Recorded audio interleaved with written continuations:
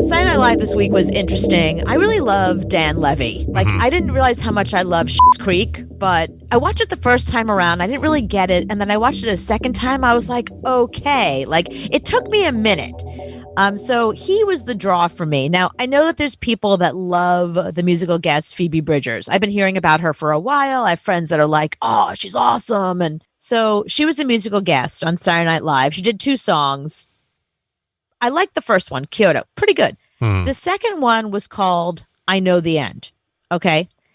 Something surprising happened at the end of this song. Now, I want to just play the song for you first before I give you the choices. Okay. Okay. Into the sun, let the ultraviolet cover me up. When looking for a creation myth. Something shocking happened at the end of the song. I'm going to give you 3 choices. You tell me, based on the little clip I just played for you, what you think likely might have happened. Okay. Choice A, her girlfriend proposed to her live on television. Choice B, she stopped at the end of the song, made a very controversial political statement about climate change. Or C, she smashed her guitar. I'm going to say it's not B because too many people have done that. Right. On Saturday Night Live. Cliche. Yeah, right. Right. So she's not going to do that. But nobody's ever proposed after a song. So I'll go with A. And especially her. I mean, she's out as a bisexual. Wouldn't it be great and shocking almost if her girlfriend ran up on stage and proposed to her live on SNL? I mean, what a story to tell your kids one day. Or just what a story, even if you don't have kids, just what a story one day. No, she smashed her guitar. Did she really? Yeah.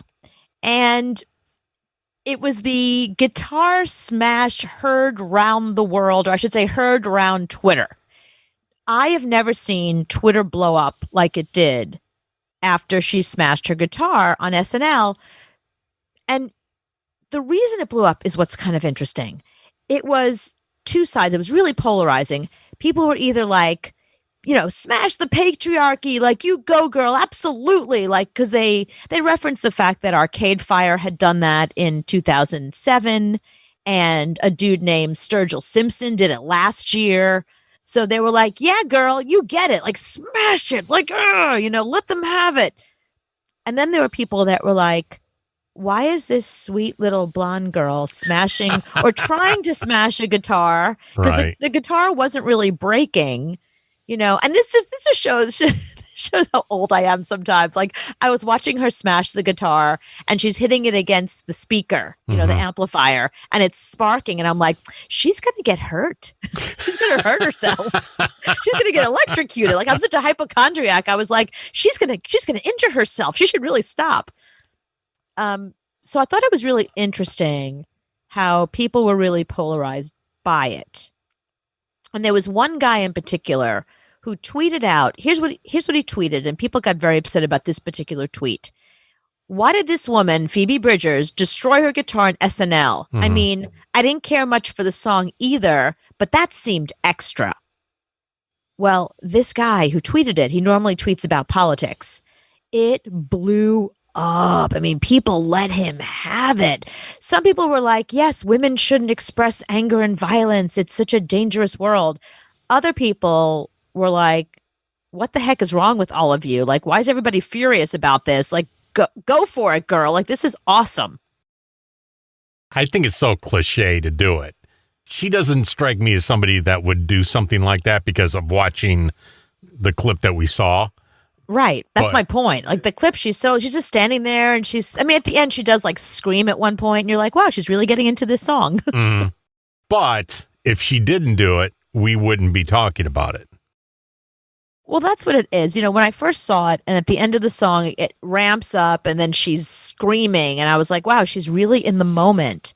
And then she took the guitar and she was trying to smash. Like I said, it wasn't really breaking. So it was like probably not very satisfying. But I thought, wow, she's so in this moment and feeling whatever the rage is in the song that she's expressing it.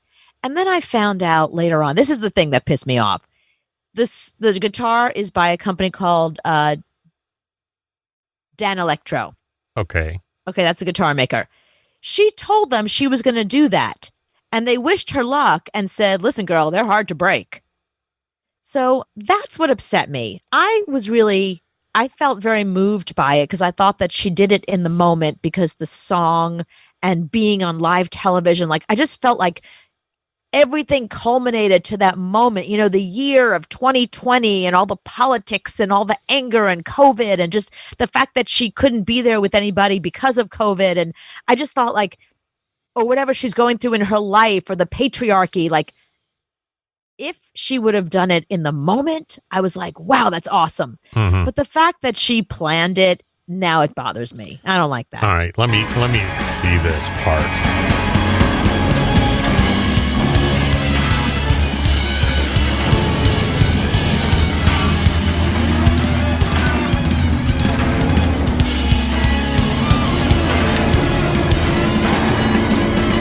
Okay, so she's beating up the monitor. It's not even the she's beating up the amplifier. monitor, yeah. And look, it's sparking. See, it's dangerous. No, guitars and monitors don't spark.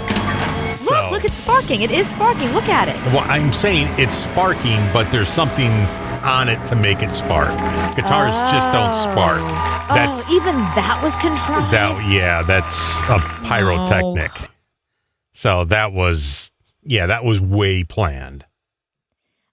This breaks my heart. I mean, when I first saw it, I was really into it. I was like, yes. And the fact that she's like young and pretty and like it's not expected. When you look at someone like, I don't know, Lita Ford or Joan Jett or, some of the women from back in the Chrissy Hines, like people like that from the 70s and 80s, those really like tough women who were trying to make their way into rock and roll and prove that they were just as cool as the guys. And they would do stuff like that, and they would smash. Wendy O. Williams from the Plasmatics used to smash cars on stage. Like women were angry too, and they would express this anger. And it was, Courtney Love did it in 1991 on SNL. It was so empowering. I thought that was this. No, guitars just don't do that. There's not that much power going to the guitar, and there's no power going to the monitor. So there's no way this could ever happen. And the punk girl in you sees it a completely different way than I know it's true. Because you're like, you're all about punk and that's, no, that wasn't this. When it was happening, I literally jumped up off my couch and I was standing. I was like what men do at sports. I was standing in front of the TV and I was screaming. I was going, yeah, get it, girl. Get it. I was literally on my feet 2 inches from the TV, screaming at the TV with my arms in the air, like, yeah. No, they did this during rehearsal. Oh. So, no, it was not, it's not good. Right. Song wasn't good. The ending wasn't good. Nothing was good. The first song was really good. I mean, I like her. I like that she has this subtle way of, she doesn't enunciate all of her words. It's like, if you want to know what I'm singing, it's up to you, not me. You know what I mean? Mm-hmm. Like, I like that she has this there was something kind of subtly punk about her, especially, and I know that she does love The Who. Like, she had talked about the fact that in the first clip, the first song that she did on SNL, she wore a shirt with like a skeleton on it, just the way John Entwistle would wear something like that too. Mm-hmm. And she's commented before on Keith Moon, and she likes the old rock guys. She has songs about them. So clearly, it's interesting that the male rockers are what motivate her, and not the female ones. I think that's very interesting. Yeah, but when Pete Townsend did it, it was for a reason. Well, yeah, when Pete Townsend first did it, he did it by accident in the early 60s, and then it became his trademark, and that was his thing, and he started singing about it, like, I may go far if I smash my guitar. Like, that became his thing. Jimi Hendrix had set his guitar on fire, right. So it definitely was a statement about the state of the world, and the anger, and rock and roll is about anger. It's not that pussy music. It's not Maroon 5. There's some edge to it. And I think, I guess the reason I got excited about Phoebe Bridgers, I thought it was not just somebody in rock taking back rock and roll and what it meant. It was a woman doing it. So, yeah, you burst my bubble. Yeah. She sparked. So you sparked.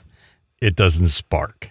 Go back and watch Pete Townsend destroy a guitar and a drum set. You'll never see a spark. Right. Watch when Kurt Cobain did it. Never a spark. Kurt Cobain, like, he smashed everything. I mean, that was his thing. He was always smashing stuff. Nothing like that. Right. Well, maybe I guess I was kind of thinking maybe the equipment's different now. Maybe it's a like, monitor's a monitor. Oh. It's just got a speaker wire in it. There's no power to it.